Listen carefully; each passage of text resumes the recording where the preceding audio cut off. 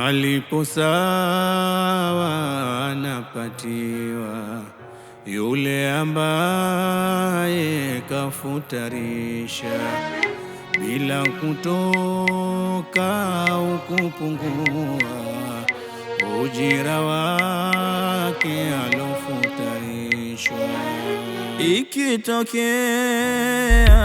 aloalikwa amefungua kabla kufika, haitozuia fadhila kupata kwa yoyote yule alofutarisha.